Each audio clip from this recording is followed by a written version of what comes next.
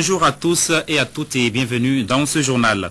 Un grave accident de circulation a fait 5 morts ce matin à Khozon sur la route de Ouida. C'est un taxi 9 places qui a pris feu. 5 des occupants ont pu se sauver. Le reste a péri. Les travailleurs du ministère des Affaires étrangères sont en grève depuis ce matin. Ils revendiquent entre autres les indemnités et avantages matériels divers alloués aux agents dans les postes et le décret portant statut particulier des diplomates. Et puis, les émissaires de la CEDEAO se sont rendus en Côte d'Ivoire afin de convaincre Laurent Gbagbo de quitter le pouvoir. Une phase négociative avant les opérations de force.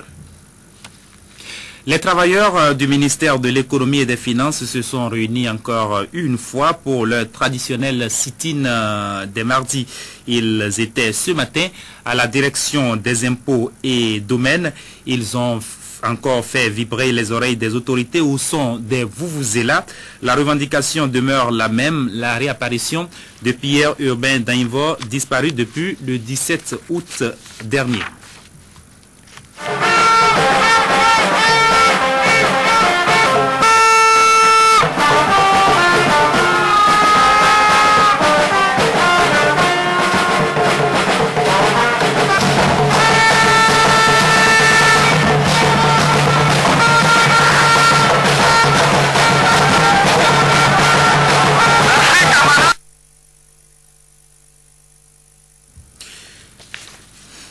Un grave accident de circulation s'est produit hier nuit aux environs de 23 h.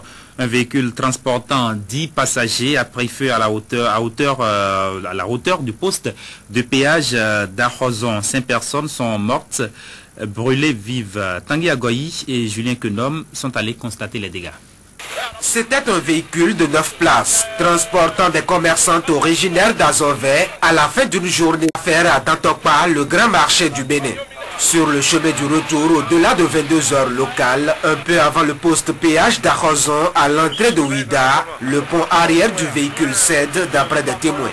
La voiture traîne alors son réservoir rempli d'essence, quelques mètres sur le bitume, avant de flamber. Le bilan est lourd, 5 personnes à bord sont mortes calcinées. À l'hôpital de zone de Ouida, où ils ont été admis un peu après 0h30, les 5 rescapés du drame sont encore sous le choc. Mais je ne sais pas si c'est en tombant dans le trou que le poulet est sorti immédiatement dans le véhicule, sous le véhicule. Si c'est le poulet ou bien le fourreau complet avec les deux choses. Mais j'ai senti comme si la carrosserie est en train de crocher sur la voie. Bon, à mon arrêt que le feu a déjà commencé par s'enflammer. Les causes de l'accident pour l'instant sont imprécises. Les innombrables nids de poules sur le tronçon ou une imprudence du chauffeur, les témoins ont confié qu'il roulait à vitesse modérée sous une charge relativement moyenne. 4 mois environ après son forum sous-régional sur l'auto-emploi des jeunes, 50 ans d'indépendance, bilan et perspective, l'Observatoire de réflexion des jeunes pour les préceptes de l'éthique et du développement présente les résultats des travaux. C'était à la faveur d'une conférence de presse animée lundi, donc hier, à leur siège. Les membres de l'ORJPED ont tenu à informer l'opinion publique sur les grandes lignes des recommandations issues du forum. Compte rendu de la séance avec Christian Adanedjan et Julien Kenom. L'Observatoire de réflexion des jeunes pour les préceptes de l'éthique et du développement ORJPED face à la presse ce lundi. Au menu des échanges, les conclusions du forum sous-régional sur la contribution des jeunes dans le développement de l'esprit entrepreneurial pour l'auto-emploi des jeunes dans l'espace CEDEAO. Un forum qui s'est tenu les 15, 16 et 17 septembre 2010 à Cotonou. Au cœur de ce forum qui a pour thème l'auto-emploi des jeunes, après 50 ans d'indépendance, bilan et perspective, une volonté de discuter de la problématique de l'entrepreneuriat des jeunes et envisager une stratégie commune de plaidoyer et de mobilisation sociale pour le développement de l'auto-emploi dans l'espace CEDEAO. Les assises du forum ont permis aux délégués des différents États représentés de définir dans un document de politique stratégique de plaidoyer sur l'auto-emploi des jeunes les résultats, les recommandations et le plan d'action du cadre de concertation. Ceci en vue d'atteindre un certain nombre d'objectifs bien définis.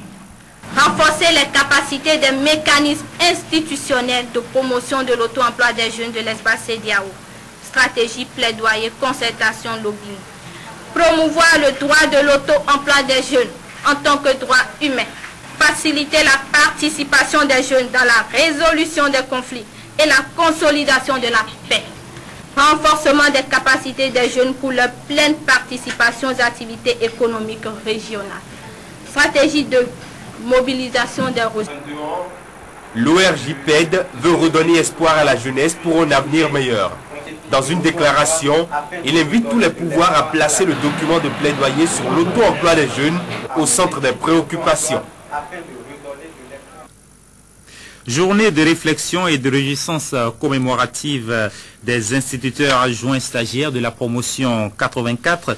Réunis ce dimanche, ils ont profité de l'occasion pour dénoncer l'injustice que subit leur promotion depuis 1987.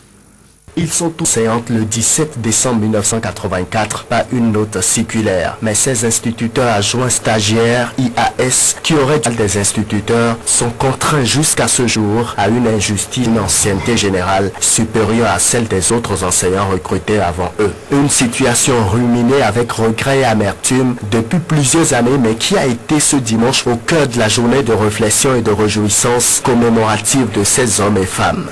Pourquoi l'État nous a traités comme nous avons été, nous, IAS de la promotion 84?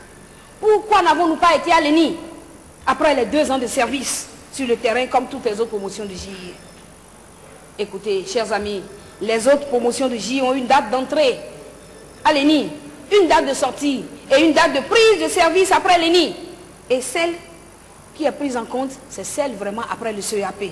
Alors, qu'en est-il de nous, notre promotion? Qu'en est-il des IAS de la promotion 1984? Qu'on veuille nous appeler EUA, puis après IAS, notre première prise de service doit être septembre 1987. Les mêmes lois administratives doivent régir tous les fils d'un même pays. C'est pourquoi, comme un seul homme, nous nous sommes levés, appuyés par les divers creusets syndicaux pour exiger des autorités en charge de l'éducation et de la fonction publique la correction de cette situation bâtarde. Pourtant, cette promotion regorge des cadres dont on dit beaucoup de bien. De l'enseignement à la santé, de la douane à la police, ils sont là et font preuve d'une compétence avérée et salvatrice pour les différentes régies du pays. Nous avons eu des directeurs d'école et des directeurs chevronnés, des conseillers pédagogiques rompus à la tâche, des inspecteurs de l'enseignement du premier degré, rompus également à la tâche et très dévoués. Nous avons des sages-femmes, nous avons des infirmières, nous avons des inspecteurs, je veux dire, des officiers de police. En 1992, on a lancé un concours pour recruter 100 inspecteurs de police. Il fallait avoir moins de